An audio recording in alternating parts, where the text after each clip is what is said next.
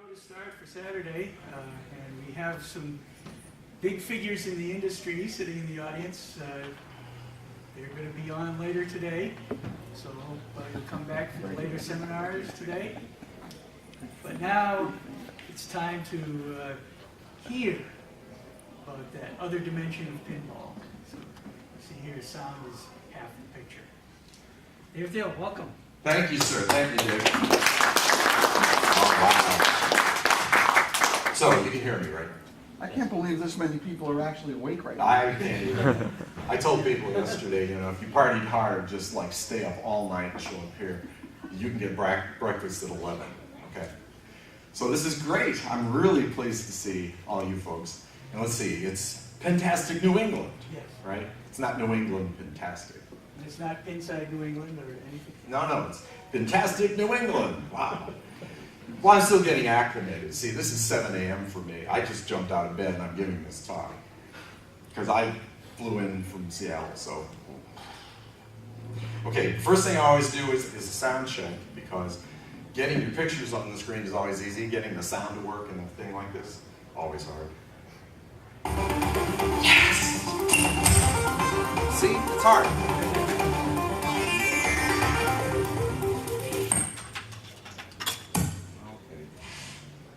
You're out of business already. Play that again.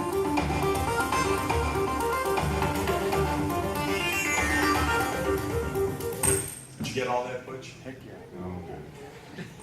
No, could you back up and start over? I'll be in the car. Pintastic New England! Howdy! Woo! Okay. So I got a lot of stuff, and I tend to ramble, and rambling, some of our ramblings are marginally interesting, but I want to get going on the show I prepared here.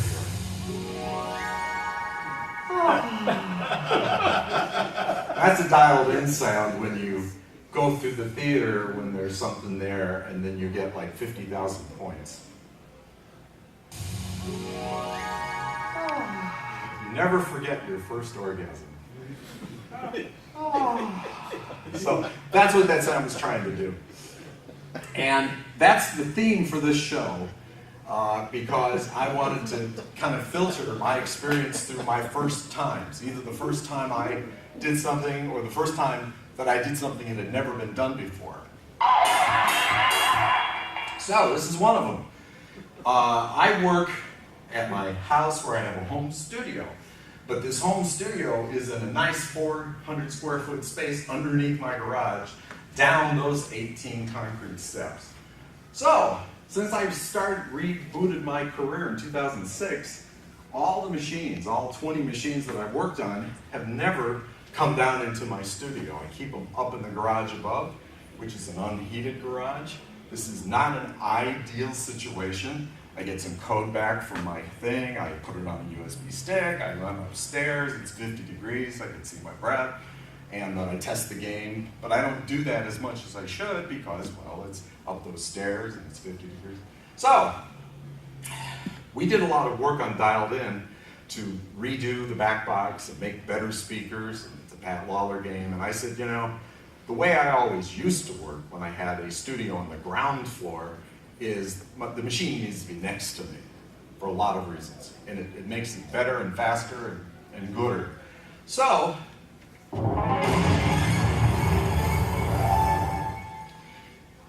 those are heroes. I tapped the community, a good friend of mine, and the other guy on the right side is the guy who does the announcements for the Tacoma show, Byron. These guys came over and we brought that machine down those 18 concrete steps into my studio. We learned two things. One, yes, it was a great idea. Dialed In is a much better project for my having done it. Two, these guys told me, don't ever do this again. So I'm going to continue to do it, but I'm remodeling my studio and I'm buying one of those industrial lifts that they need like site construction stuff on. I'm going to bring the games in the garage. I'm going to put them on my Harbor Freight thing. I'm going to put it on this thing. I'm going to hand crank them down. Then I have my other Harbor Freight thing that'll roll them in my studio. And this 67-year-old guy is going to be able to move these games around. And from now on, all games that come out of my studio will have the benefit of being down in there. That's a first time. Okay, dialed in, I'm not going to talk a lot about because at 6 o'clock, if you're still here, Jersey Jack's going to have a seminar, and we're going to talk a lot about dialed in and things Jersey Jack, and I have about 15 minutes of stuff all dialed in. But this is the first time I ever wrote a song about a cell phone.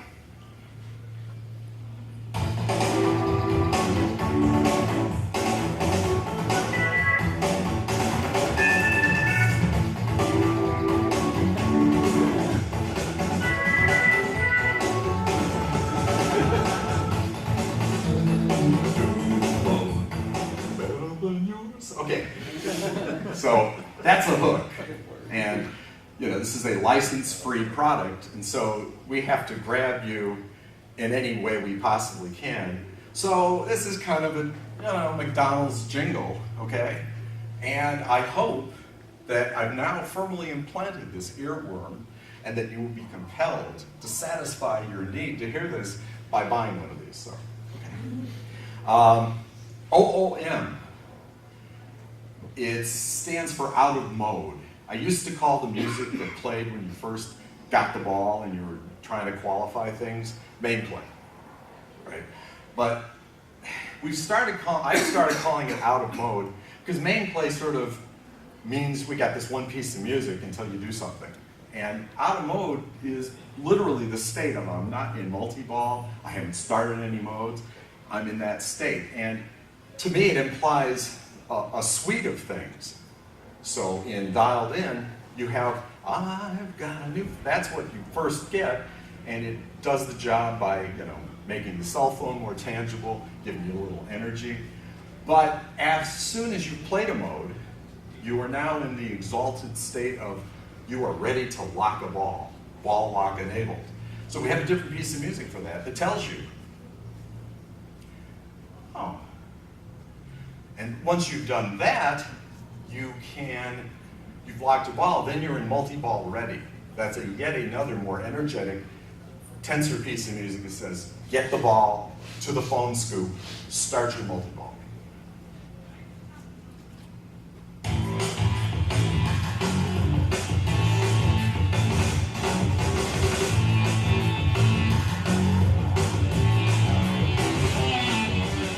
Okay, and you can sing, please. Said burning sensation.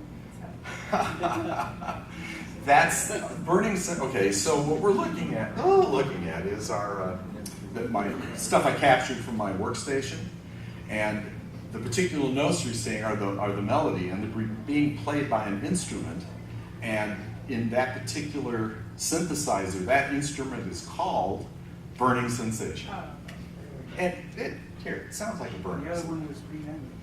The other one will, because it sounds like the mighty ham and cheese of. By the way, I realized this is kind of an out of place question, but will ever be an actual soundtrack released for this game? So for those of us here. Yeah. How much would you pay for that? There you go. Not as much as an actual game. See you later, and I can make some decisions.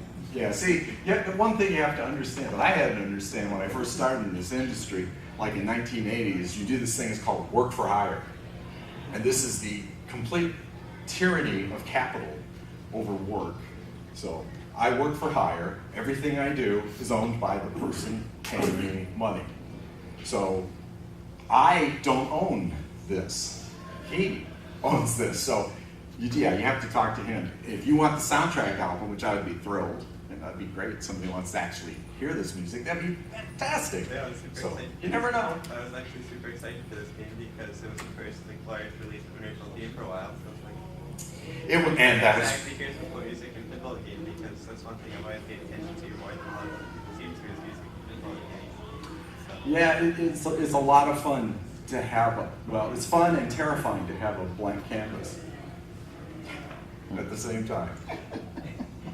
So we'll go past this. Oh!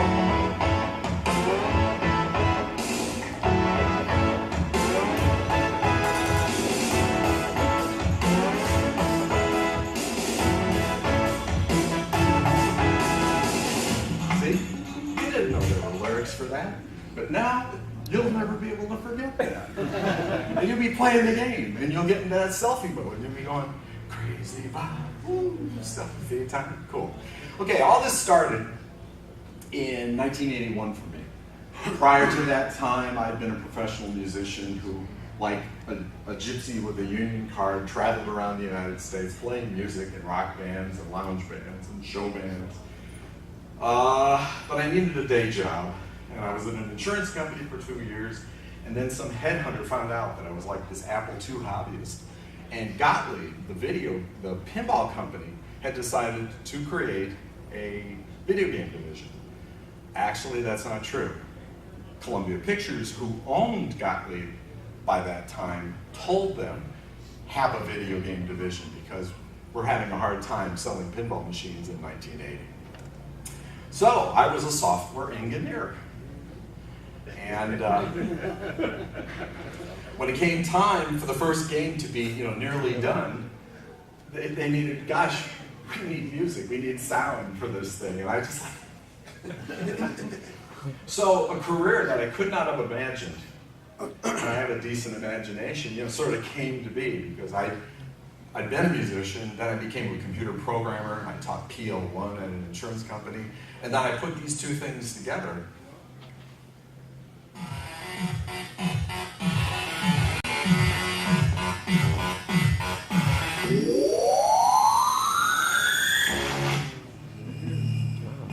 Sounds really good.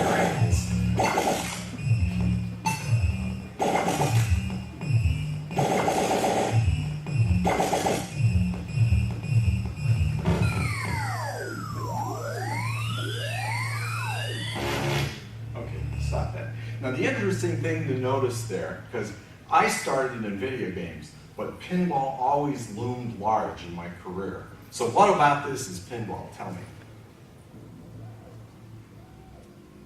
Come on.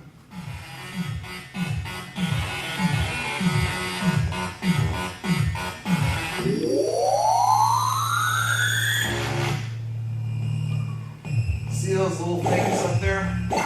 Oh! Drop targets! I had no idea that I would end up doing this, but that's where I started. And we're in the context of a pinball company.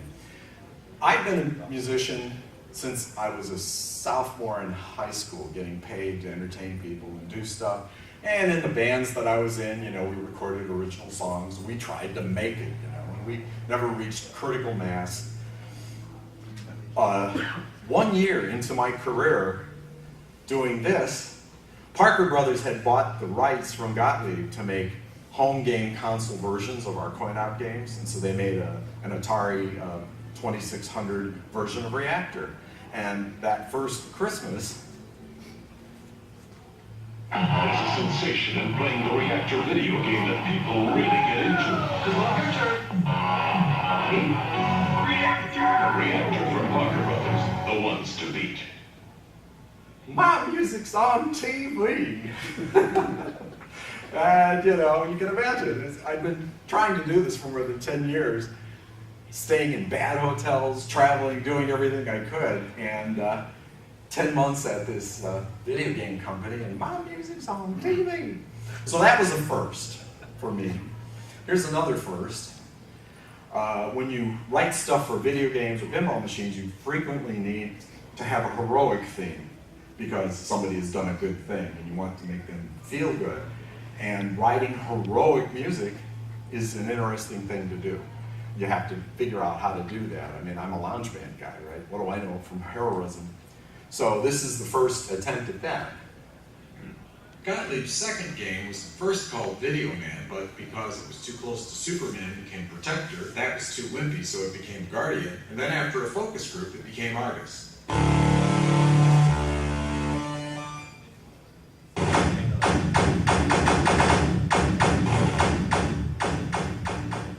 While Argus was never produced, it did start my quest to figure out how to write heroic music.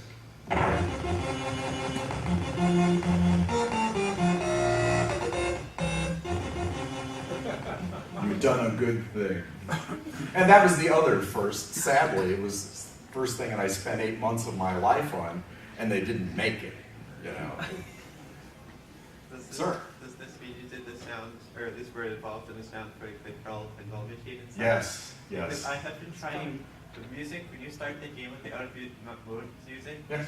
I watched the movie to try to find where the heck that music was, because that one like 4-measure piece of something like haunted my soul. I've been trying to figure out where that came from in the music, and I've been trying to figure out the Okay, well, a very long time, so. I only have an hour, but I'll elaborate on this. The question was, yes, did I do Crawl? And I did like 5 or 6 games for Gottlieb, did the sounds for, and Crawl was my first license. Crawl was a science fiction film from Columbia Pictures, who owned Gottlieb, and they handed us this thing, and you know, we want a video game to be ready to be in theater lobbies when we have Crawl. And be careful what you ask for, because Crawl was not well received. And the video game is actually kind of better than the movie was, but the intense association with this thing is it's going down, you know. Crawl didn't do all that well. But yes, Reactor, and there's some other game that I did. My first hit game, finally, after, we did Reactor, which was not a hit, but they made it at least. Then we did that other thing with the 4 names, and that didn't get made. But the third one, third time's a charm. Oh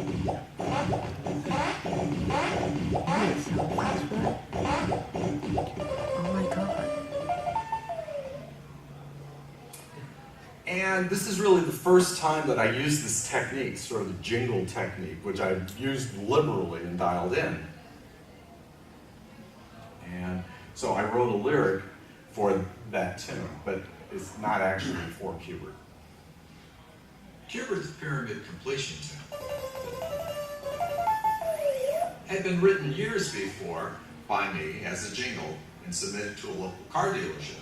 You get a lot of great car when you buy one from us for the best deal on a new or used car.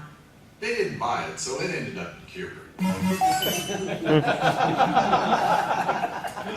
And you notice some of these clips are pre-recorded because at 7:18 Pacific Standard Time, I don't sing. I don't sing real well anyhow, but you don't want to be subjected to that. Then I have another first. It's the first time, keep in mind that work for hire thing, you know, the company owns it. Something happened to my work and I had absolutely no idea. Somebody made a pinball machine out of Qbert. And what I didn't realize at the time, or even till 20 years later when I happened to go to the pinball museum out in Las Vegas, where they have a Qbert Quest, and I played it, and I mean, oh my God, these are all my sounds. The great Craig Byerwaltis, who was the pinball audio guy, working on the same hardware as I was for video, you know, Haunted House and all these great games. I gave him my code, I didn't know what they were going to do with it, and he basically just kind of rearranged the deck chairs, and so I did a John Trudeau game. I had no idea, but that's really my first pinball credit, and I wasn't there. So, I saw the tip of the Titanic starting to go down, and so I left Gottlieb, and about 8 months later, let's see, it was Coca-Cola at that time owned it, pulled the plug, and it became Premiere, and then the video game thing just went away, and Sony ended up owning the assets, and then 20 years later, there are Qbert in major films and all this stuff. I didn't even get a t-shirt. So, I went, like a lot of our coin-op brethren in 1983, I left to a company in South Barrington called Action Graphics. And it was a cool company. I got to be an aesthetic engineer. Cool, huh? Yeah, management's going, what the hell? You want what on your card? Yeah, just let me do it. I'll work hard. And this is a first for me because I met a lot of really good people. The one thing this guy had was the ability to hire good people. He couldn't run a company, but he really hired good people. And I met these people the first time. The only reason I'm bothering to tell a pinball audience this is in this company where we did conversions, ports of like 2,600 games. Pinball, we converted to the Commodore 64 and the ColecoVision, that kind of stuff. We were a pure video, and then we did original product, and we did pretty good stuff, but the company was so poorly run that after 2 years it went away. But I met some people. Now, nobody knows who Richard Ditton is, hardly anybody. Dave knows who Richard Ditton is. Dave knows everybody. Richard and his wife and I, when this company went away, formed a company. You know, we're owed 4 months of salary at that point. We have no seed capital, but we're associated with a very successful Commodore 64 game called Winter Games, and the publisher wants to port that to everything. So they paid us to do that, and on the wings of that, we formed a company that eventually became Incredible Technologies. But Richard was a rocket scientist, literally. His first gig out of school was to be down at Cape Canaveral, where he wrote launch software for the shuttle. And after they got the first shuttle up, he was satisfied and he quit and he came back to Chicago and he went into video games. So I met Richard, and he really had a, well, I wanted to say had a heart on, but he really wanted to do a pinball operating system. That's what he wanted to do. So the opportunity came to us because Gary Stern wanted to do with Williams what his father had done to Bally. Don't go there. You're baiting. I know.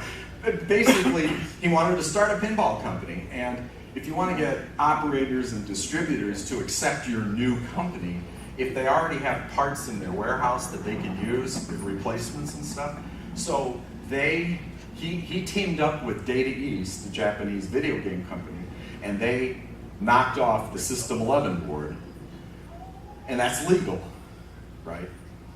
Williams would have nailed him to the wall had it not been legal. You can do that. But you have this problem, this copyrighted bit of intense software that actually runs that hardware. Well, that you had better create. Richard created that. We got hired, and we did all the software, the light shows, all the stuff, for the first 9, 10 Data East games. And they didn't care about the soundboard, so I got to, I'm not a double E, but I got to spec the soundboard, and I made it a stereo soundboard, so that's another first. Oh, so you're the one behind that? Mm-hmm. So, Richard wrote this operating system, which I'll bet there are little bits and fragments which still exist in Stern games today. You know, nobody throws away something that works. So Richard's really important in terms of pinball. Then there's this guy. This guy. Oh, no, don't do that. Oh, don't do that. Lonnie Rock from Scream and Holler, Kentucky. So Lonnie worked at Action Graphics. And, you know, show of hands, anybody know who Lonnie is? A few people, right? Well, Lonnie has touched probably more solid-state pinball projects than any programmer alive. I'll make that statement. He's been the lead on at least 20 or 25 of them. He's been there doing other stuff on them. He managed them. He's been programming on. In the first decade, in the 80s, he did those 5. And then in the 90s, he did those 18. And then in the next decade, he did 19 more. And we're only at 2016, and his last one was Aerosmith. And so that's like 59 games that he's touched. So he's kind of important in pinball, right? And then this guy worked at Action Graphics. Who knows who this guy is? No, not you. Nobody else? Really? Say the words. No, somebody else, not you, Rich. Pat. Who said that? Okay. Now I promise. A t-shirt? Yeah, you get a t-shirt, and I'll explain. You should have started with that. I'll explain the significance of the t-shirt later. I didn't bring the gun. I really wanted to help you guys with t-shirts, but I couldn't bring it on the airplane.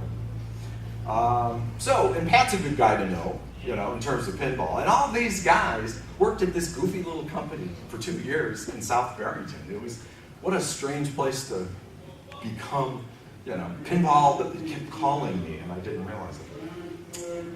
So, as part of this deal with Gary Stern, I got to create a soundboard, I got to create a synthesizer controller, and all the software that's involved, and then I wrote my first pinball audio package for Laser War.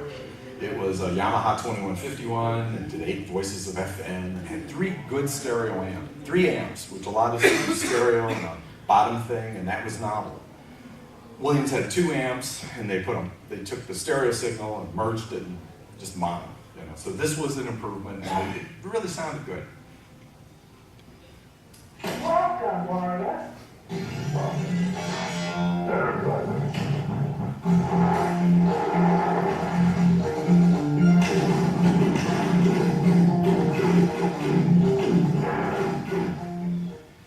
So that's, and then this is my first big jackpot. And Laser War is a game virtually without modes. All you're doing is you're doing the yellow stuff and the blue stuff and the red stuff and working your way up to enabling the big jackpot. And that's really the whole game. But doing that is a lot of fun. So when you get to that big jackpot, we have the ion cannon. And I think it compares favorably to the wind-up for the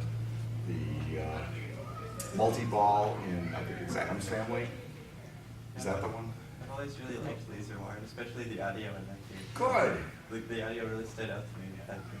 I tried, this is my first, and you don't know what you don't know, and you don't know what you can do, and you don't know what you shouldn't do.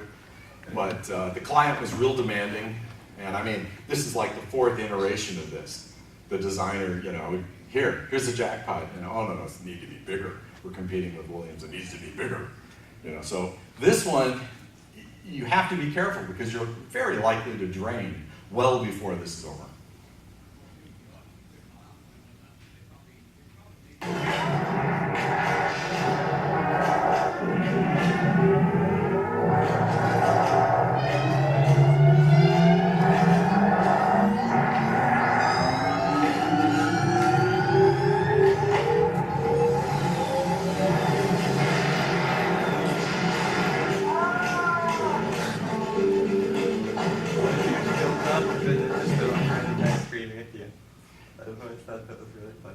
Yeah, the guys in the background is like screaming because it's he's been hit by laser blasts. It's pretty cool.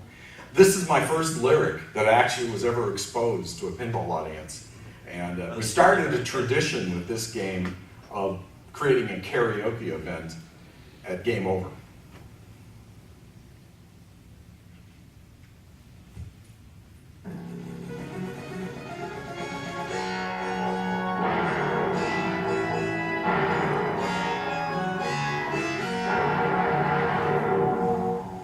Actually, I jumped. This is the 4th game, Time Machine, which this was actually the first pinball that I ever did that actually sold pretty well.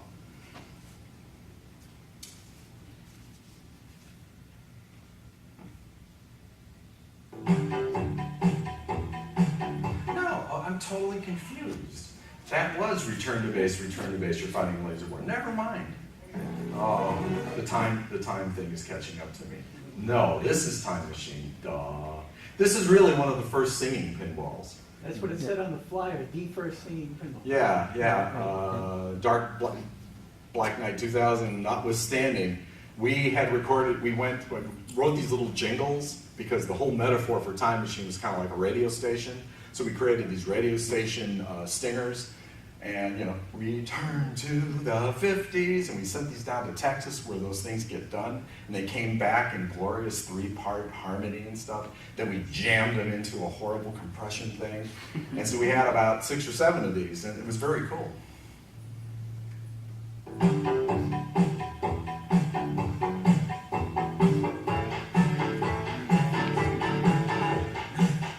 That's Jack in the front. I know that guy.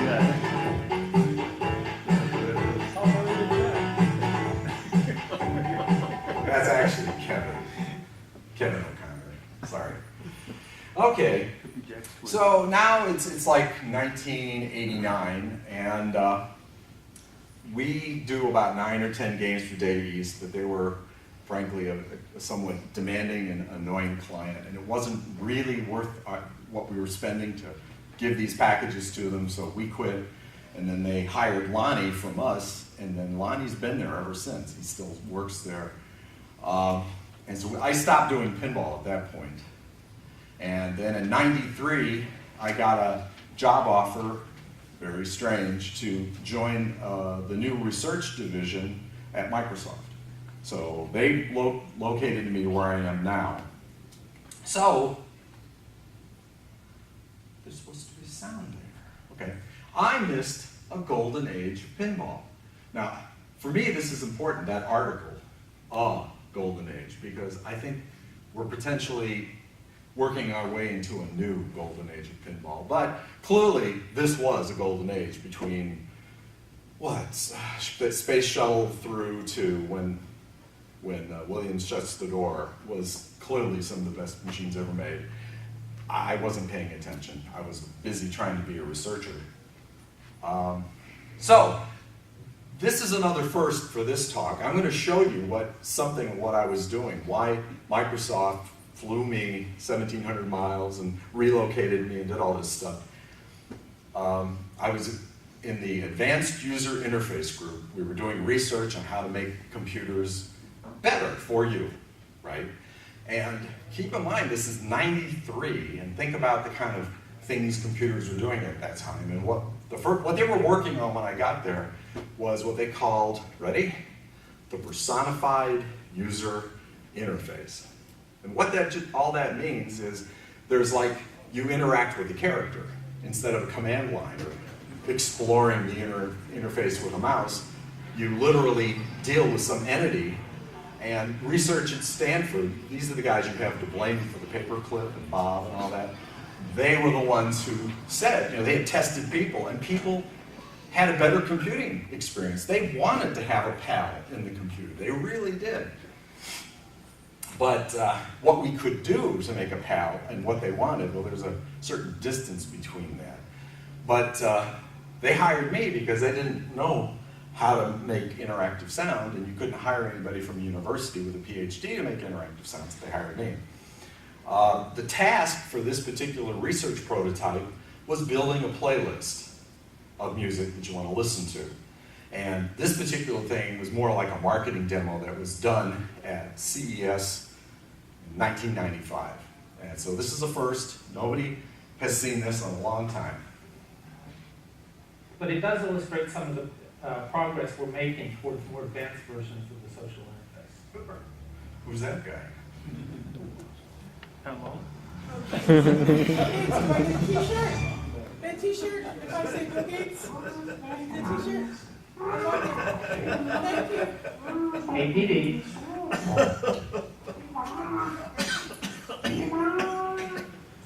PD? It's an actual demo.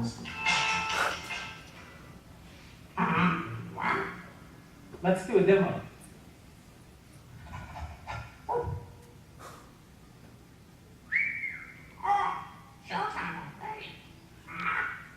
Taking requests. What have you been listening to? Wait, look. Everybody loves me. No. No thanks.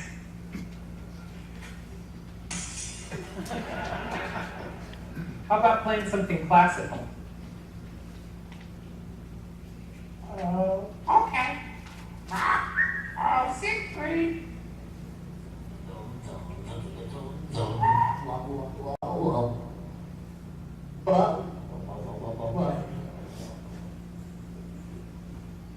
Okay. Now, the important thing to know about this is that Microsoft flew me 1,700 miles and made me a researcher and stuff so that I could be a parent. That's me. I'm Petey. Because it suited the nature of the work, right? They had this application which encompassed the database of 100 CDs, and we knew stuff about the artist and played bass. all this stuff. And so you needed a pretty big vocabulary, and it kept changing. So hiring some professional talent to do this, we'd be in and out of the studio all the time. It would be too cumbersome. So I finally said, I can do a parrot. So, yeah. My entire career to this point, I'm now 33, and I'm a parrot. Cool. That's what thank you said. That needs to make a return. But they paid me well to be a parrot. So I worked there until 2000, and I took off some time and did woodworking and enjoyed myself. But Chris Granner retired from doing sound work for Stern at that time. He did the first Sam game. It was a World Poker Tour. It was a Steve Ritchie game, so I understand why he retired. Just kidding, Steve. Just kidding. But there was an opening, right? And again, it's who you know. So theoretically, the next game up was going to be a Pat Muller game. And you know, Lonnie still works there, and I know Lonnie and Pat from Action Graphics. And I had sent a piece of email out to Lonnie saying, you know, I am looking to get back into this. So I got the call, right? So I went to Chicago, just for 3 days. And I don't have any more T-shirts, but I encourage enthusiastic participation. What game is that? Pirates of the Caribbean. That's right, Pirates of the Caribbean. For the lovely and charming Dennis Gardner, who I met for the first time doing this. Then I met this guy for the first time. Oh, no. All right, David, you wanted to know where the left orbit was. This is the left orbit. Here's the flippers, right? Here's the left orbit. And the left orbit goes up like this, underneath underneath the exit of this back here. It goes like this, and then into the top popper here. This popper pops up and gives you to this upper playfield over here on the right. And that's the hands and voice of the charming Dwight Sullivan. And frankly, that's not the way we work, but that was my first game in 17 years, and games had gotten a little more complicated than Laser War, and even by today's standards, Pirates is a whacked playfield. I mean, there's a lot of strange stuff going on there, so Dwight gracefully made me a video, which I can now flog years later. Now, what's changed in the 17 years while I was off being a parrot? Relative to the work I do, the single most important thing that changed is there's more memory. See, back in the old days, transistors were big, children. They were very big, and you didn't get many of them because they were so big and required so much expensive silicon.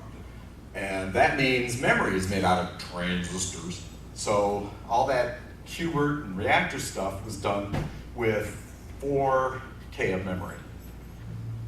You know, there are children's toys that have more than that now. Then the work that was done at Data East, the program space for all the music and all that stuff, I think was 8K, and then the space for all the compressed voices and singing, return to the 70s, that stuff was like 64K, and that's what we had to work with. Well, what do we have to work with now here on the Stern SAM system?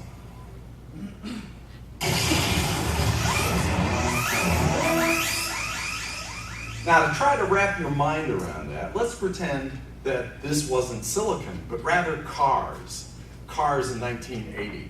Now, if car technology improved as much as memory technology, you could now buy a car in 2006 that would go 9,600 miles on a gallon.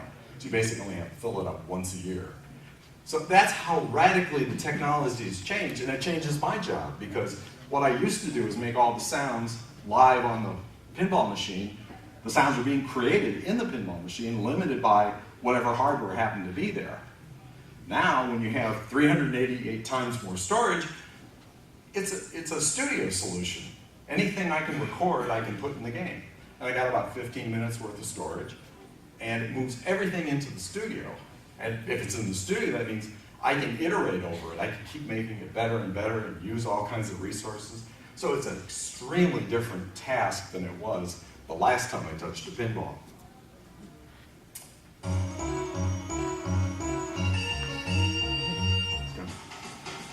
go.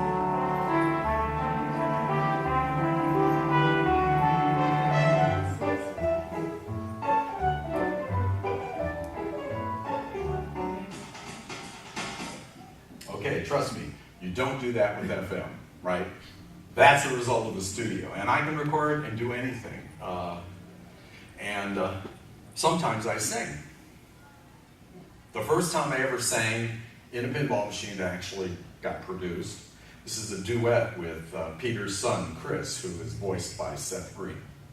Now, I never met Seth Green. I just ripped all of his stuff out and then I did a mashup. But it's a duet. Who's gonna protect me from the evil monkey in my closet? All right, in my closet. Holy crap! No, I'm Chris. Hey, Twinkie.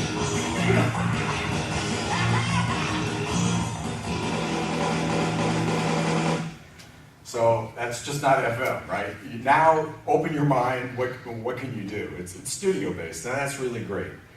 There is a problem though relative to doing sounds for an interaction like pinball where the ball is wild and you never know what's going on. There's no synthesis. So all these things are the product of the studio, but they're all pre-rendered. They're like dead fish, you know, and the older they get, I mean, it's just, you can start them, you can stop them. That's pretty much all you can do with them. So if you want to have anything that's vaguely like adapting to the pinball play, you have to pre-render all the different variants that you would need. And on the SAM system, we were limited by space. That was 32 meg, of which I got about 26. So it's less interactive, but the assets do sound gorgeous. Okay, so my third game, I'm still, you know, trying to figure out what to do with the studio, but it's a Steve Ritchie game. And so this is my first Steve Ritchie game. And to do that, I had to fly back to Chicago because Steve didn't like what I did on Pirates of the Caribbean. He just thought it was too wimpy, you know. If Steve Ritchie had made Pirates of the Caribbean, like, you know, that's how the game would have started. And, you know, fight better, you know, it just would have been a completely different game. So I flew to Chicago only to convince Steve, hey, you're the client. I do what you want. I did what they wanted. So take it up with Dwight and Dennis. They wanted this, what you consider wimpy, and you want gnarly, I can do gnarly. So I got the gig. And I fly to Chicago, and this was the first one I did for Steve.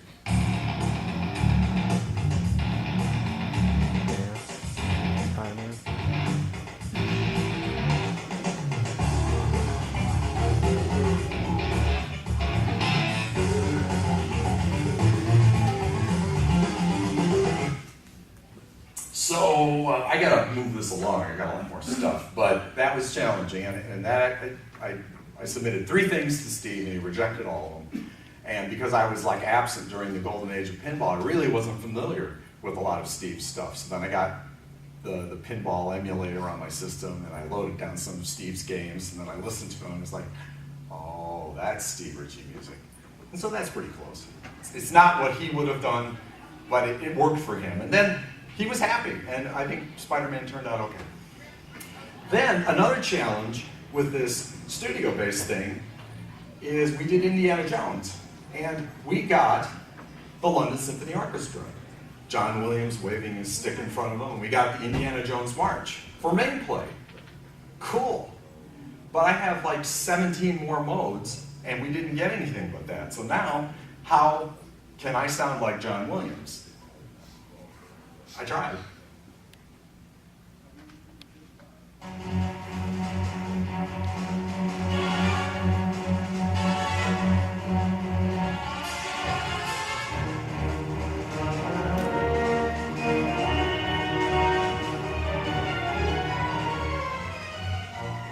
So that's a first, trying to, you know, channel John. Now, boy, was I ever wrong. This is the first time I was ever wrong.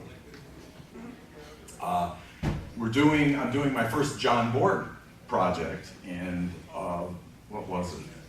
Whatever game it was, it's Iron Man, okay? And initially, I had seen the movie in the theater, And I didn't think the music was all that memorable. And Borg disagreed with me. And then he sent me all these YouTube videos, which are like, the still picture and a track from the soundtrack. And then I had to change my mind because he was right. Ramin Djawadi's music is so powerful that in the mix for the movie, they had to like turn it down because it would have just taken way too much attention. It's perfect pinball music. So we licensed some tracks, 3 or 4 tracks, and we sliced and diced them into the game. But then I had to channel his stuff so that I would make things for the second movie, which we didn't have any access to. So this is the piece I did for that.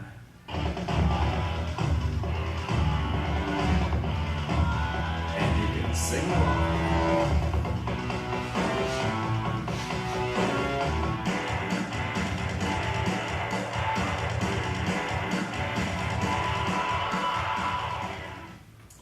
All right. I've done this. This isn't really a first, but I want to do it with you guys because I like you. We're going to sing along in Klingon.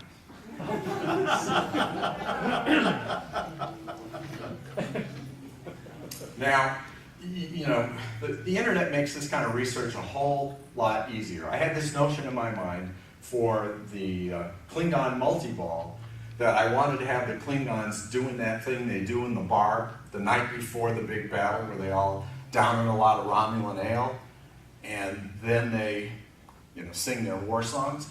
And that's what I wanted to have as the background for Klingon multi-ball. But I needed some lyrics, so... Okay.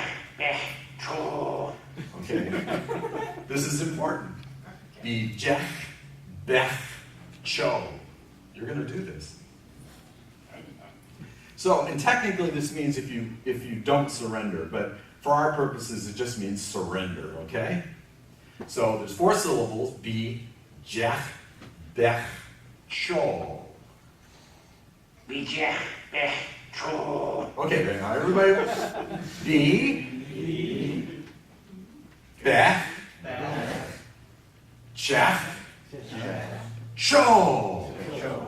Now, to make this happen, I have a chorus. I have a piece of software that simulates like a symphony chorus. But I had to teach it how to sing Klingon. And so, just like feeding the Votrax chip for Hubert, I had to break this down into its language, which is that. So that's what it looks like, Bijek Beth Cho. So this is what it sounds like, just the choir singing Klingon.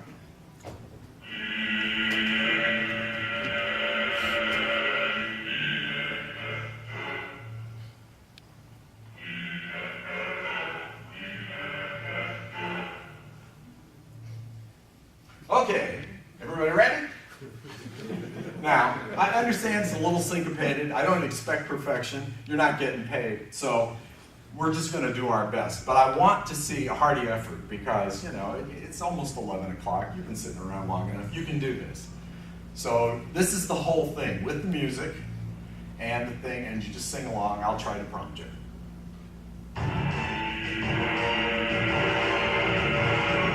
Bijek Beth Cho. Good. You're on your own. Bijek Beth Cho. Bijek Beth Cho. Give yourself a hand, the amazing Klingon choir. All right.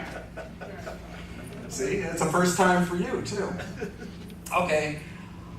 Then another first is I deal with this guy who's got what I think is a daring vision. In 2013, I went to the show in Tacoma, and this guy doesn't bring a game, he brings a PowerPoint slide, and he's making this wacky game where he puts a video thing in the playfield and stuff. And I thought it was really a good idea.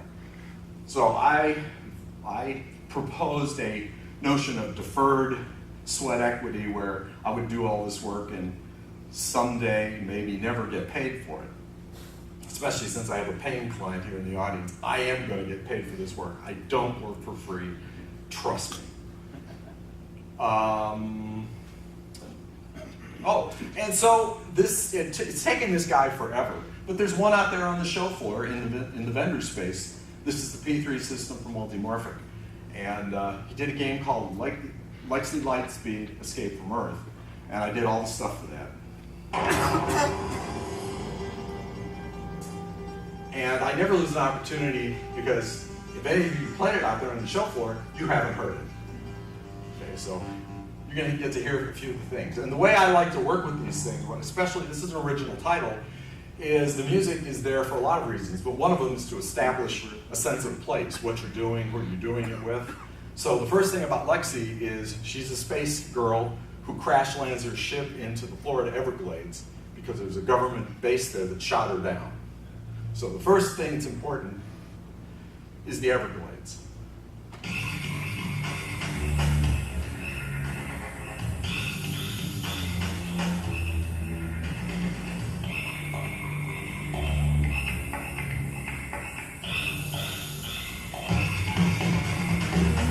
See, music changes, lock is lit. And that's OOM music, right? It's not the most energetic thing ever because you're just trying to qualify targets and make things happen. It just wants to establish a sense of place, give it some energy, make it ready. The next thing is there are locals down in this space. You're in the Florida Everglades and you meet some interesting characters. And so you have adventures with these characters, and one of them is you go to a bar. And what does Lexi know from beer?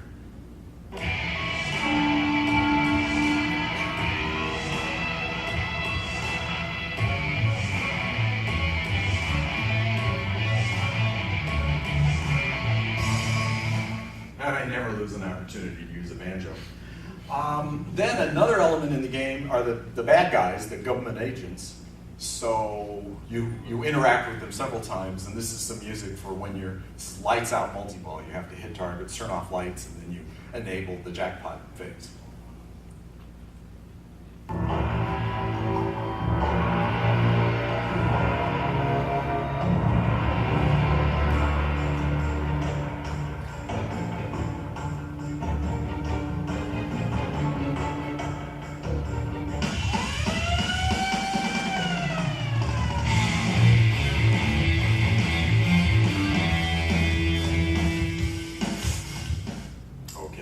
Then at the end of the game, when Lexi has retrieved all the parts and gas and everything she needs to repair her ship so she can do her escape from Earth, in her parting shot, she destroys Area 51, whatever. So this is some music for Lexi Fights Back.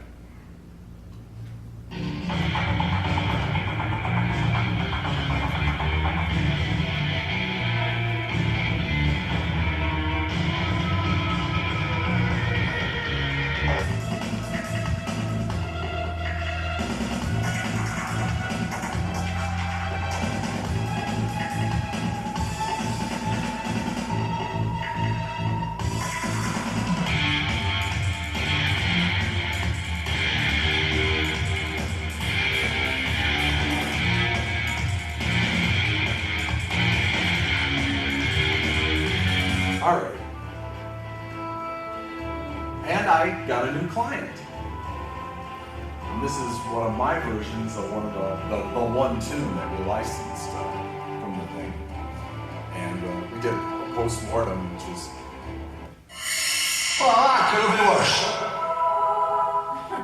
and, you know, it's actually, you know, it's the project that refuses to die, or even, you know, so doing a post-mortem is a bit premature, but I'm going to talk about, since I didn't do very much of the music in the game, I'm going to talk about the sound effects, which actually is what I spend 60% of my time on, because you really don't play the music.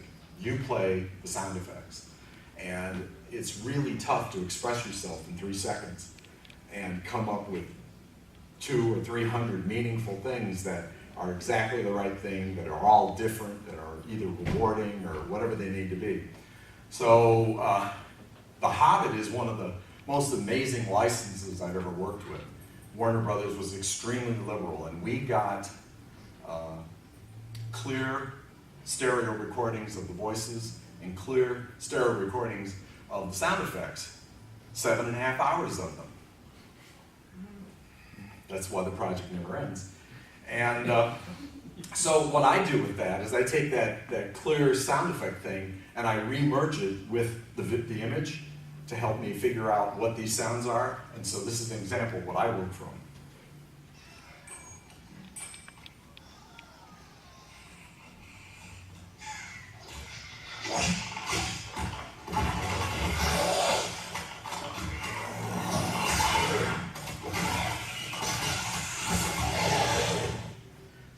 listening to it, you can imagine if you didn't put that back with the image and you're just listening to that, trying to go, and what exactly is that thing? So you got to do that. One of the most disappointing moments in my life is when The Hobbit got out there, and then I started reading on Pinside how people say, gee, we don't know when anything's going on. There seems to be nothing for when we score things or do things. It's just like, seriously? Stingers are what I call these things, right? And there's like 442 of them in the game. And so clearly, there's some kind of disconnect. I have not done something right. If you haven't noticed, there are 442 of these things being triggered appropriately. So, what do these things do? One of the important things is knowing when a mode starts, because you do a thing and then you're in some kind of new activity. So, there are 32 book modes, plus a bunch of other stuff, and every one of these has a unique introduction, some video and sounds that go with that. So here's an example.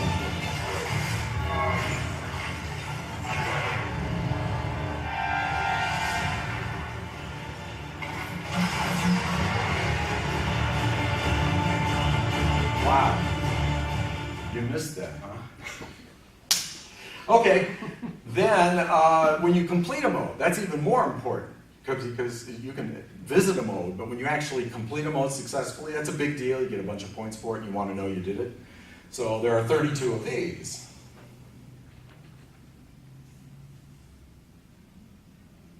Maybe. My laptop cooperates.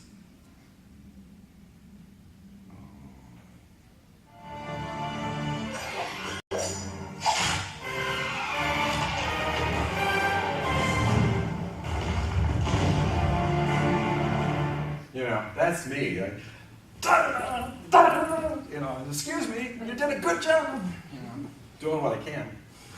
And then the whole notion of scoring something, because this game is just filled with stacking and all kinds of other stuff that wreak havoc with the coherent story we're trying to tell you. So scoring events are really important, so they have to be big.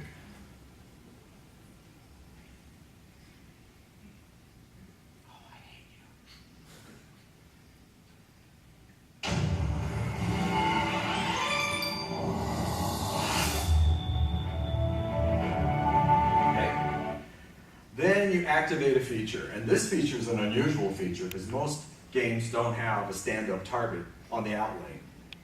This one does. And when you hit this during multi-balls, you add a ball.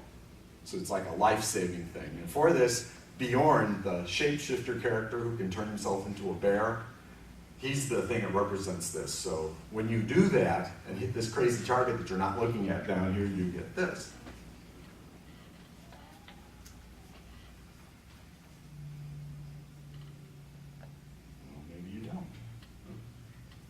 The deeper I get into this presentation, the lamer this laptop gets. I'll try it one more time and I'll just pretend it was really nice.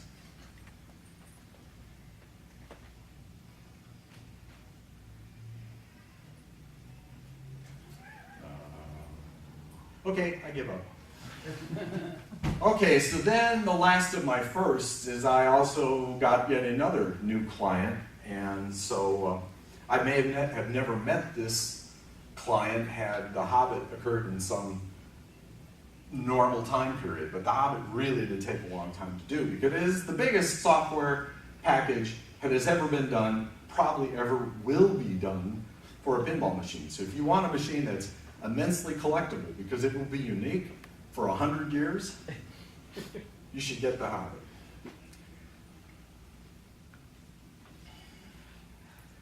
None of these things are going to play. Well, my talk's over, so I guess that doesn't matter. Well, I have one more thing. So I started working with Highway Pinball and the Alien Project, which is taking quite a while to get to the point, and I won't talk about any of the other things that are going on. But the first thing people ask, when you say you're going to do an Alien Pinball is, where's Hudson? Is this going to be a stand-up fight, sir, or another bug hunt? Hey, man, I don't want to rain on your parade. Where's some real pretty shit now, man? Look, I'm telling you, there's something moving and it ain't us. Oh man, that just beats it all. Game over, man. It's game over. Okay, so yeah, rest assured, there's plenty of Hudson. Okay, and the last thing I'm going to do is what I think of as an autopsy. We're going to take a piece of music, assuming this will play it, we're going to take a piece of music apart and kind of show you how it came to be. And this is the music from Ambush Multiball. If you hit the Xeno guy 5 times the first time, you start a battle mode where the Xenos attack you, and you get this great display, this scanner which shows you where they're coming from, and that's live. That actually works. The target's on the left, you see it, and Hudson calls out their distance, the closest one, sneak. This is an autopsy of the piece that I wrote for Ambush Multiball for Alien Pin. This is an action scene where the xenomorphs are attacking our Space Marines. First section sounds like this. The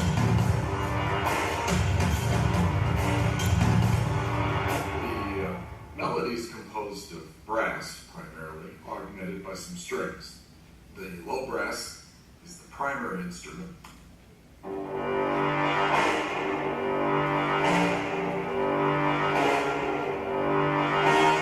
And there's a line underneath that played by trumpets.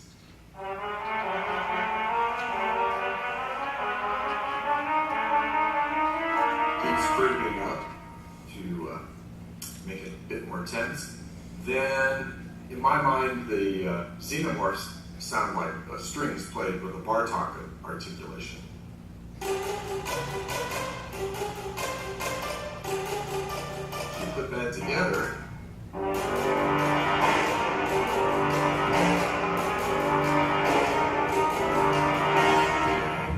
then we need something creepy, because this is, after all, Alien. So we go to some strange articulations in the second strings.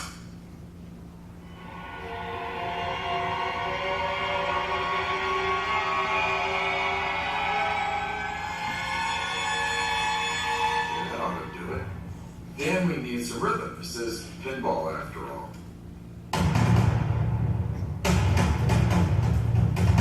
We augment that with some cymbals. And we're channeling James Horner, not infringing on his copyrights, but he really likes to use anvils hit with hammers. So let's listen to that.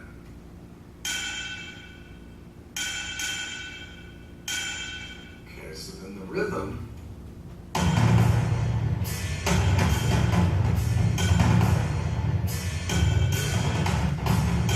Get down, get back up again. So the whole thing, Section A.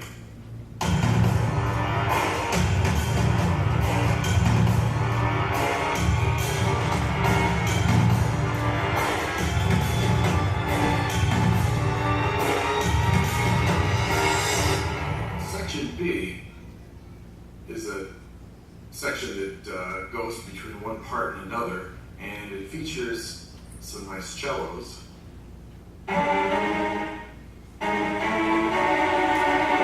Dissonance.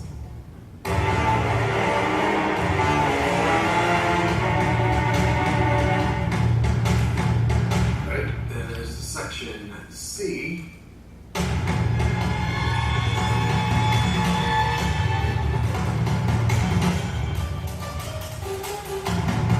Again, featuring those Bartok strings doing Xeno riffs. And we do something different with the low brass in section D.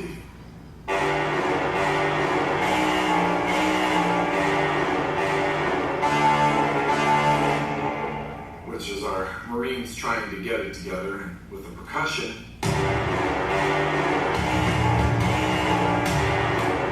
It starts getting pretty heavy. But then I believe these Xenos come back. There's so many of them.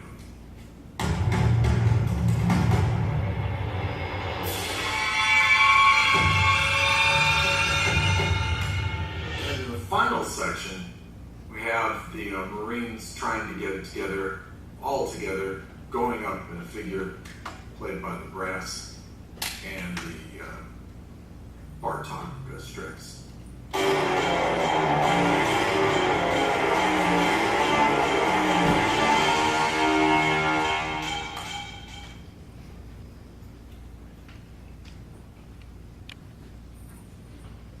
There's more to that, but close enough. I'm done. Only 6 minutes over. I want to thank Gabe and Dave for inviting me and bringing me out here. This has been really nifty. I have never given a presentation like this east of Chicago. The last time I was in Boston was over 20 years ago, and I was a researcher. I want to thank my wife who puts up with me. I work at home, and all that implies, and she's very supportive and really takes care of me. Then, I mean, the most important thing is, I get paid by clients, but you guys are really what I do it for. I mean, if I don't make you happy, if I don't tickle that part of your amygdala and make things happen, then I've failed. And so I thank the pinball community, because I couldn't have this gig without you guys. It's fantastic. Then, those t-shirts that were given out. Don't give it back. Can we have it? No, I'll give it back to you. I just want to hold it up. The only reason I do this, I promised I would do this. Last year, I wrote some music for this podcast, and it's a comic book thing. They have a program at Michigan State University, and Ryan Clayor is a professor there, and he's also a huge pinball fanatic. And I met him at Expo a couple years ago, and he's a big P3 guy too, and he did a t-shirt for them. And he commissioned me. He wanted me to write the music for his podcast, which I did. And then he had a special episode 11, which just went live on July 1st. He's a good interviewer, but like all podcasts, the one feature they lack is brevity. So there's like a 3.5-hour thing, more that you should know about me out there. And if you're curious at all, if it's piqued your interest, MSU, Michigan State University Comics Podcast. That'll get you there. Those are the Google terms. That's all you need. Or the goggles. Or goggle, yeah. Did I put goggle? Works better than you, man. Yeah, see, my wife's Microsoft than you. No. My wife's career before we moved here, early on in our marriage, she was a professional proofreader. It's hell to live with a proofreader. So I don't let her anywhere near my stuff because it's just so mind-crushingly, Maybe you should. all these things. Yeah, I know. Maybe I you should. Maybe you should. Yes, pride, Real quick, just once over. pride goes before a fall. I know. So I think that's it. Oh, I thought this was a very noble thing of me to put that up there. So, any questions? I don't know. Do we have any time? Sure. Anybody have a question? Sure. What can you tell me about the ideal specifications of like the System 80 Gottlieb hardware since you worked with that? And that's one thing I've never really been able to find out all too much about. It was like that earlier like Gottlieb video game / pinball game like that. Oh my God, that board? Yes. Well, that board, the soundboard for the Gottlieb thing had been developed by a guy named Jim Wise, and it was developed for Mars, God of War. Okay, it was like Gottlieb's first talking pinball game. And of course, they wanted it to sound like Mars, God of War. But it was the Votrex chip, so it sounded Mars, God of War. And I inherited that board when the video game division was created. And so I got a piece of sample code. And the thing about the specs of that board is that there's not much there. There is no sound chip per se on that board. There's 6502 running at less than 1 megahertz. There's 128 bytes of memory. So basically half a stack for you bitheads. And 4K of ROM. So clearly sampling is not an option. You could sample, and at the sample rate you can play stuff back with the less than 1 megahertz processor, you get about 1.5 seconds of sound. So obviously that's not a solution. Every sound you hear is code. Yeah. But it's not like legitimate code. Literally, the process is, I have a processor and has 8 bits of output, which go to a converter, which create a voltage, which goes to an amplifier, and that determines the excursion of the speaker. That's it. Now, if I do that periodically, I move air in a way that if I do it fast enough and periodically enough, you hear a tone. Okay? So you have to manually program in every single individual waveform you want. Every sound in all those games is some kind of algorithm. And it's so wacky to write these things because I'm a traditional synthesist. I come from Moog, ARP, blah, blah, blah. And you start with a rich waveform, you use filters, you do things over time, you make interesting sounds. None of that technology applies because you don't have the horsepower to do anything vaguely like that. So you're literally trying to imagine how to move a speaker to make a thing that you want. So, and I learned how to do that. I learned by writing tons and tons of little tiny pieces of 6502 code. I guess that 85% of my stuff ended up on the floor because I have an idea. What if I do this? If I exclusive or this bit and do this and do that thing? It sounds like shit. Okay, never mind. And you just keep writing code until you find something. And you know, the best sound, the sounds that I'm most proud of, were the ones where I actually had a notion of, I want this to sound like this. How can I come up with this algorithm? So the coin sound for Gottlieb, it sounds like somebody dropped a quarter into a glass jar. That's an algorithm. I found that algorithm. I know how to make that sound. And any Arduino board could probably do that now, like at least 256 copies of it in high quality stereo. But that saturated the 6502 back in the day. And the other important notion, and this is the same technique used by Sam Dicker and Eugene Jarvis for like Robotron. Robotron, there's never more than one sound ever going on at a time.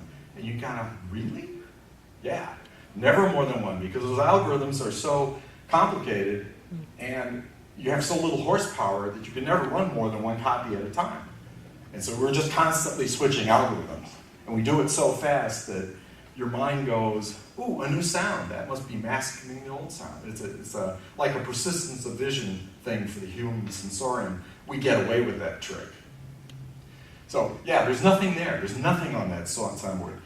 A DAC, a processor, half a stack. So you have to be really careful when I'm writing code not to use anything vaguely like recursion, because I could march the stack right through my variables and then it would break. And then that's not allowed because all these, guys who operate these machines would come and get me. So I was really, really careful to test all this code to make sure that it worked. Something back there. Yeah, I was wondering if there's a focus in, when you go to create sound for a new pinball machine, does the sound start on a computer, or where does it go from before it goes to the machine? Well, the computer, I'm staying in this industry. I'm an old guy, and I'm just thrilled to continue doing this because the computers, my tools, just every year get better because transistors get smaller and I get bigger disk drives. That you focus with? Well, but the key is where the sounds start here. Right. And it really doesn't matter how they get manifested. They start here. I could have written them on paper, done them on piano, and then given them to somebody to record. Or in my case, I don't have a budget to do that. So I come up with stuff. I enter it using a musical typewriter. The way I think of a keyboard is just a way to get notes in without having to hand code them. And then I work in layers, right? Because it's just me. So if I have something that's going to, like that piece of music, right? That had about 8 different things going on. I do those one at a time, and I have to build this one, and then imagine another one that would fit with that one, and still do the job that I wanted it to do. Make you feel creepy, make you feel energized, whatever I'm trying to do. But it has to start here. It's lazy stuff. I mean, I play keyboard, and I try to avoid composing from the keyboard because the notes that I select are kind of constrained by the way I play keyboard. But I'm playing an orchestra, right? And playing a violin from a keyboard is like whacking it with a hammer. It makes no sense. All you can do with a keyboard is say, this note, this hard. But a violin, kind of gestures that are involved in the subtlety of a hand doing this, and this hand doing this, and this neck doing this, and all that stuff. There's so many articulations, ways of playing the same note, that playing it from a keyboard is only just selecting the note is just job one. Then I spend a whole lot of time with these meta controls, selecting articulations, changing things over time, putting in all the human gesture so that it doesn't sound like the dreaded MIDI music. You know, if you really want to make me feel bad, go on Pinside like somebody did after October and said, oh yeah, that music from dialed in, that really sounded like MIDI music. Oh my God. I work really hard to make sure that's not true. I can't imagine what it's like to go through all those articulations, like every single note. Oh, it's crazy. I mean, that's why. How detailed some of those sound libraries can get and stuff. You know, when you're driving an orchestra, I had to learn how to drive an orchestra. And I've been, you know, the first project I had to do, I had to drive an orchestra. It's Pirates of the Caribbean. It's largely an orchestral score. And it's pretty good. I like the composition and stuff, but if I were to do an orchestra again on that theme, my orchestra would be 11 years better. I mean, bigger and cooler and in every way, because I've learned so much about driving an orchestra. And it's exciting to, you know, continue on. I'll never plumb the depths of all the potential resources I have to make sound. I'll never live that long. On the opposite end of the creative process, given the volume of sound assets that you're creating for the pins now, yes. Do you work with a very strict formal structure where you're briefed in on the length and duration and use of the assets, or do you work more organically? More organically, for sure. And I'm a specialist. See, I work in time, right? Everything that I do exists in time, unlike a picture. There's no time associated with a picture. That picture is just a picture. You know, you can glance at it, you can look away, you can spend 10 hours with it. There's no time imperative with that picture. But if I were to have a speech thing start reading this, then it would take n number of seconds to read this whole thing, right? So everything I do exists in time, and time hugely compromised by the interaction of a ball bearing bouncing around on a playfield, doing God knows what. When it decides to do it, the player, oh, I'll cut the ball here. I'll just hold it for a while. Let's see what happens. You know, it's so the art of interactive audio, which is a superset of the art of audio, is still being invented from my point of view. I started inventing things to do in 1980 when I first started doing this. And I'm still trying to invent techniques and things that allow me to be musical, to be effective, to create audio assets that work, you know, in 3 seconds or 5 seconds. Or this combination of things that I could not have anticipated. I mean, I know they're all likely to happen, but I never know when and stuff. So how do I make this one tell you you've got 2x scoring going on, and how do I let you know that the ball is going on the left orbit all the way around to the right, meanwhile coming down, hitting the spinner, and then doing this, and that you effectively get the results of all that in the audio domain. How do I mix that? Because I'm not there. I have to create a mix that works unattended. So I'm like a deaf audio engineer when it finally gets used. So I have to come up with ways to pre-vision and create a dynamic mix thing. And it'll never be as good. If I could get you to play the pinball once, and I took a video of that, and it had no sound, and then I get to post that, right? I would always have a better result than the thing I can do live. Because I have the advantage of iteration, and I can go back and do it again, I mean, all these things. But that's not the nature of the beast. The magic is that it is interactive, and that you are a participant in creating the sound. The most interactive sound thing I ever did was Monday Night Football. Okay, and that was whatever that was, 1988.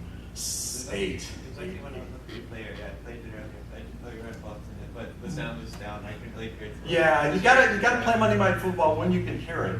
And the interesting thing about it is I can tell you that, and you go, wow, I should try that. And when you play it, you go, what was so special about that? But when you think about it, everything in the game, every going through a lane, hitting a drop target, all those things are musical. But because of the system I had and I was creating it at runtime, everything is guaranteed to be musical. All the sound effects are aligned in time. They're all aligned tonally. So if the background is over G and now it's over D, all the sound effects now play in D. So I guarantee musical success for all these feedback for the stuff that you're doing. So you become a guaranteed musician playing Monday Night Football that creates a unique soundtrack for your pass through football. So, and I'm still trying to do that, but now with pre-rendered assets, it's harder. We're still now having beautiful assets trying to get back some of those properties of interaction. That was a long answer. I don't even know if... I forgot the question. Yeah, I forgot the question. Where are we? Is this Houston? Anybody else? I can shut up now. Well, in terms of, I just wanted to say that in terms of stuff like in Laser Wire and Time Machine, those two games especially, the sound effects really stuck out to me. Especially some of the small things like in Laser Wire, the more you hit bonus multipliers, it will actually like play that jingle in a little bit of a higher key. Yes. A higher Yes. So the point is, and all those little tiny things I just like so much. Yeah, at that level, when I first started for Data East, Pinball was the game that we brought into our shop, and I saw what Chris Grander was doing. I saw what Williams was doing. And that was my competition. That's what I was trying to distinguish myself, So I did something, you can't imagine two different pinball sound packages than Pinbot and Laser War. They're very, very different. But one of the features of them, what they were doing and what I started doing too, was all this dynamic stuff. So he was saying, as you progress through the game, the things go up, they go up in pitch. Well, then all the reward sounds for going through lanes and stuff track that. So they all get higher too. And higher is more excited, right? So the music is quite dynamic because it's being created at runtime, and it's just code. And to do that now, I would have to pre-render a version of every one of those that I wanted. But worse yet, when we play these tunes, they're blobs of audio. We don't know anything about them. We start John Williams off playing Indiana Jones, and he's playing. And all the processor knows is John Williams is playing. We don't know where he is, where the tempo is, where anything is. And the only way to get some of that back is we have to artificially track it. We have to create a synthesizer that would track all those features and then provide that information back to the system. So it is possible, but it's not currently being done. Is there a differentiation between music and sounds as far as pinball goes? Not as far as I'm concerned. I have sound effects and music, and I have music and sound effects. It's not a distinction that you use music and pinball the same way? Yeah. The only consideration to me is if I start putting music in my stingers and that kind of stuff, I want to be aware of what it sits over. Right? So sometimes I'll constrain, like in Dialed In, all the out of mode music is in the key of A. Right? It's all in the key of A because all my stingers and scoring events and all that stuff are going to be superimposed over that. And I don't want it to sound dorky. I want it to sound better and somewhat musical. So I have to constrain my creation of the musical sound effects and I have to constrain the musical creation. And I also even compositionally will kind of keep things, mostly in one chord, like a James Brown tune, just so, things fit more gracefully on top of it. If I ever find a programmer who has enough slack to implement my meta sequencer thing on top of this, then I'll begin doing some of this other stuff again.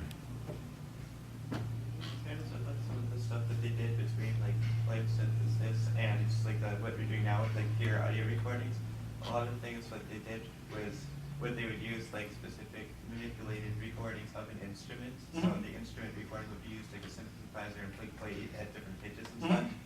So it would be interesting to try to pin.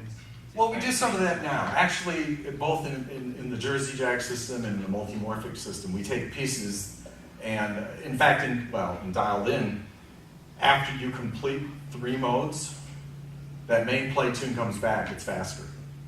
And if you complete some more modes, the main play tune comes back faster still. In fact, there are 5 levels of tempo. By the time you've done 10 modes, it's almost comically fast. I just backed it off so that it wouldn't be ridiculous. But it's cranked out. I got a new phone. Because you have done 10 modes, right? So we did bring back some of that stuff. But the way I did it is I pre-rendered. You know, we have infinite space virtually on Pinball these days. So I just made 5 versions of the main play tune. And the programmer just has to pick the right one. In terms of like sampling stuff, I noticed you were using Contact in the video. Using Contact is just playing like WAV files of samples and all this. Yeah. So if you could implement a lot of that, like by sampling, it would take a lot more processing as part of the machine, but that way you'd have like some really nice sound. Well, there's a separation. See, back in the day, I was the sound guy and I was the programmer, and I controlled my own destiny, and I liked that, and that's why I, out of self-defense, said, "I'll take it here. Let me take care of it." But systems, along with those tiny transistors, just get huge, and I'm even marginally aware of the system software, you know, that plays stuff on any of these systems. And I also have 4 clients, and every one of them has a different system. So there's no way that technically I can grok all that stuff. So I am beholden to them to implement some of these features. But you know, as we move on, we get some slacking projects, and we're going to do more of this stuff. I mean, that's what's so exciting. I mean, these projects are just the best work we've done so far. Well, we got one last question. Yeah, just a quick one. When you're composing a tune, you come up with a jingle first and then write the notes to fit that jingle? Yes, and no. You know, it really depends. Some of these tunes, see, I think of it for my own thing. There are jingle tunes, and then there are Amadeus tunes. And Chris Granner, who I think is a fabulous guy, works in the Amadeus mode more than I do.